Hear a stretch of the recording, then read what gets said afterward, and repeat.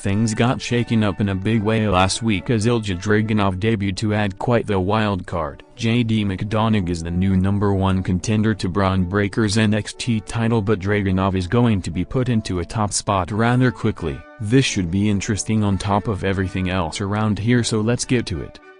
Here is Ilja Dragunov to get things going. He has beaten a monster to win gold before and now he is ready to do it again. This time it isn't Gunther though, but rather Braun Breaker. QJD McDonagh to call Dragunov a sneaky, dirty little rat and to say that he hopes Dragunov's ankle is healed. McDonagh offers to end Dragunov's career, but here is Breaker to interrupt. Breaker says the title isn't going anywhere, but McDonagh has an idea. Dragunov vs. Breaker, with McDonagh being there to face the winner. That doesn't work for Breaker, who says if his math is correct, McDonagh has a 33 1/3 chance of winning. Big pop for that. Breaker will see them at Halloween Havoc. Fallon Henley vs. Mandy Rose. Non-title and the rest of Toxic Attraction is here too. Rose knocks her into the corner to start and grabs an abdominal stretch. Before grabbing an abdominal stretch, Henley hypnotises her way out of it and hits a swinging face plant for 2. Back up and Rose shoves her off, setting up the running knee for the pin at 5:35. Barrett. Rose keeps knocking them out with those American thighs. This was kind of a dry one as Rose spent a good chunk of time on the abdominal stretch. Henley is still one of the most energetic and charismatic women on the roster, but she isn't in the title hunt and shouldn't have been any kind of a threat to Rose. There are bigger challengers for Rose out there, and this was a way to keep her looking strong before she gets to them. Rose says this is Alba Fire's last warning. Fire pops up on screen to say she's more of a visual person, and then lights the words "anew on fire." Good thing she had that ready. Ilja Dragunov runs into Jen Quinn, who says Dragunov has a lot of hype. Quinn wants a chance to run with the ball, but Dragunov doesn't think he's that bright. A match seems likely for later tonight.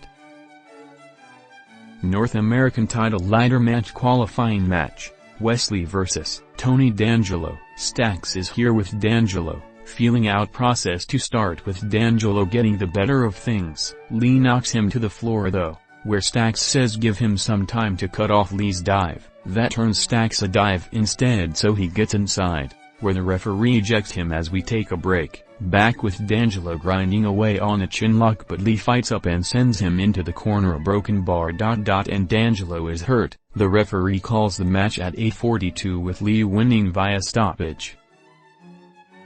And now, a day in the life of Pretty Deadly. They wake up at 10 a.m. and have breakfast in bed, then choose their wardrobe at 11 a.m. Then at 2 p.m. it's time to spend an hour working on their hair. After some tea, they go to the gym, wearing their titles of course, where they keep working out. Then they sleep next to each other. For you old OVW fans, I had no idea that the Heartbreakers were still a thing. Mari Miller vs. Sol Ruca. Ruca is a rather athletic surfer. Miller takes her down by the arm to start, but Ruca is back up with a head scissors. A sunset flip gives Ruca 1 and a dropkick gets 2, as the fans aren't exactly thrilled here. Miller takes her back down and grabs a cross-arm choke, but Ruca is back up. A knockdown out of the corner sets up a flipping leg drop to the back to give Ruca the pin at 3:44.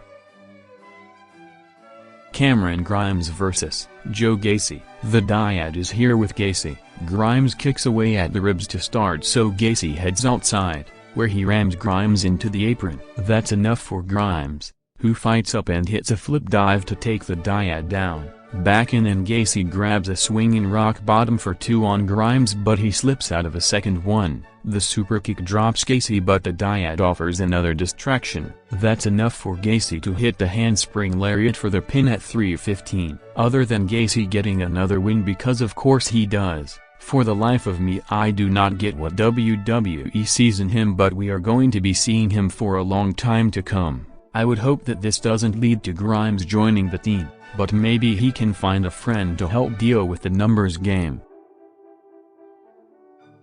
Nikita Lyons vs.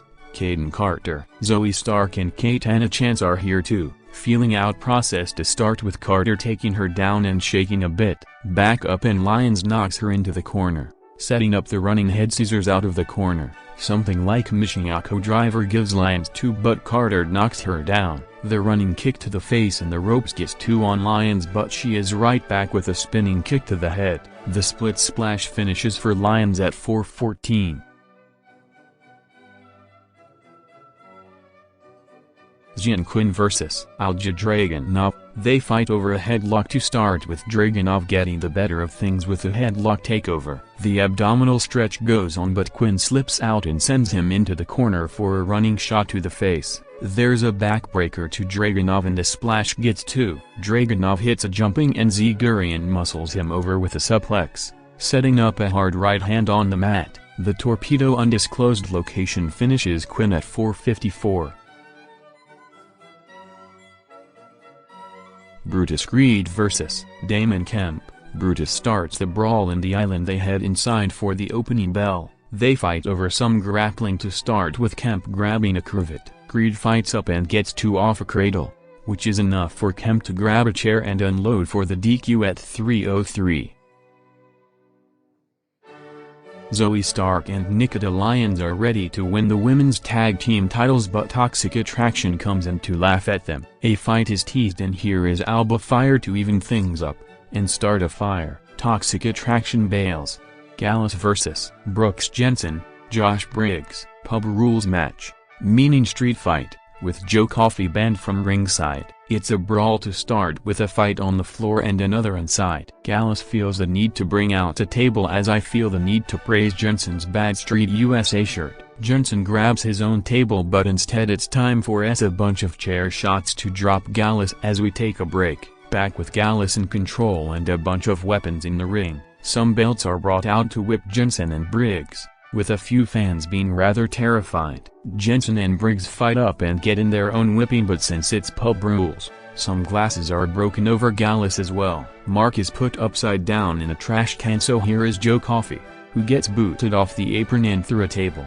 Wolfgang goes through a table as well and it's a high, low to Mark, still in the trash can, for the win at 11:34. This felt like a low-level house show main event where they had a street fight for the sake of saying they had a street fight. There was nothing here that hasn't been done better elsewhere and Gallus got beaten up pretty easily. I don't know what kind of a future Briggs and Jensen have, but it's better than whatever Gallus has to look forward to. Dull match and really not worthy of a main event spot.